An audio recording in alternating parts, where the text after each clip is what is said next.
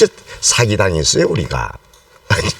65년에요. 예, 네. 어떻게 사기당했는가 하니까 지금 우리 남 교수님 잘 말씀하셨는데 이미 무효라는 용어 그 시점을 안 했잖아요. 근데 이동원 씨 당시 외무장은 이동원 씨 회고록 이거 보면은 사기를 쳤어요 우리.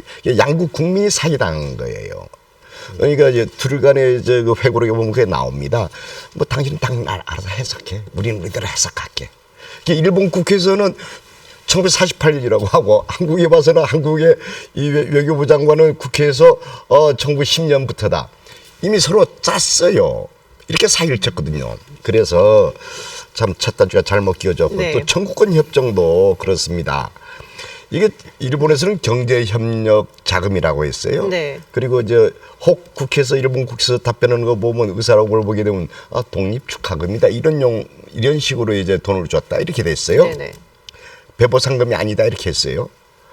해놓고 그 협정 문서에 보게 되면 양국과 양국 국민 간의 모든 청구권은 다 종결됐다 이렇게 네네. 해버렸어요.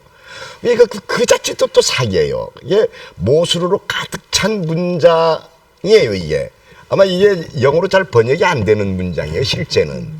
그런데 어떻든 어영부영하면서 그렇게 지나온 거예요. 65년 체제라는 게. 지나온 70년 어찌합니까? 여기서 우리들이 고민이 생기는 것이죠. 서로가 알았던 거죠. 그걸 사기라고 볼 수는 없는 거고요. 불가피한 상황에서 서로가 다르게 해석하기로 합의를 한 거죠. 그지. 예. 그렇죠. 그렇죠. 사기란 말이에요. 근데 국가를 대표해서 한 거기 때문에 그것을 갖다가 국민의 대국민 사기라고 하시면 안 되는 거죠. 왜냐하면 그렇게 되면은 국민이 모르는 합의는 모두가 사기가 돼요. 예를 들어서 4.27 판문점 선언 같은 경우에도 뭐 한반도 비핵화 이야기를 하잖아요. 북한의 입장에서는 조선반도 비핵화가 될 수도 있는 거예요. 그것은 주한미군이나 한미동맹이 해체돼야 비핵화할 수 있다는. 그렇기 때문에 그런 것을 일일이 다 국민에 대한 사기라고 보기는 저는 어렵다고 생각하고요. 거짓말이에요. 거짓말. 그 다르다는 것을 갖다가 다르게 표현한 거죠. 그러니까 우리 입장에서 처음부터 아니, 좀 들어주세요. 그런 얘기 아니에요. 이게 뭐냐? 우리 정부도 알고 있었던 거죠. 이것은 우리 입장에서는 이것을 어떻게 해석한다?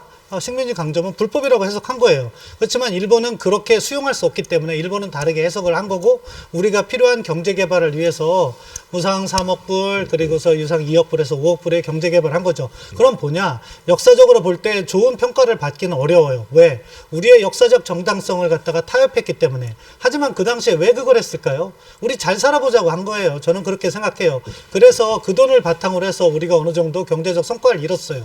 시간이 흘렀어요. 근데 이 시점에서 그것 자체가 완전히 사기고 무효라고 하면 우리가 이런 부도 무효입니까? 그거 아니기 때문에 그 문제는 문제대로 인정을 하되 우리가 이것을 풀어내는 과정에서는 앞으로 어떻게 할 것인가 지혜를 모으는 것이 해법이지 그때 사기쳤기 때문에 지금 무효라고 하면은요 국제관계에서는 이것은 해결을 못해요. 아니, 저 얘기는 그런 뜻이 아니고요. 그때 사기라고 했죠. 바로 그거예요. 당시에 알고 있으면서 국내에 솔직히 해야죠. 뭐 각각 해석하기로 했다든지. 근데 알았어.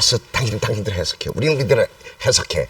그러니까 당시에 일본은 일본대로 한국은 이렇게 주장했는데 우리는 안 받아줘서 이렇게 했다 솔직히 얘기하면 되는데 그렇게 하지 않고 그러니까 일본 정부는 일본 국민한테 거짓말을 했고 우리 정부는 우리 국민한테 거짓말했다는 거예요. 그러니까 그러니까 인정했잖아요. 그런데 그것을 지금 다 부정하는 게 아니라는 얘기. 지금 현재는. 네네.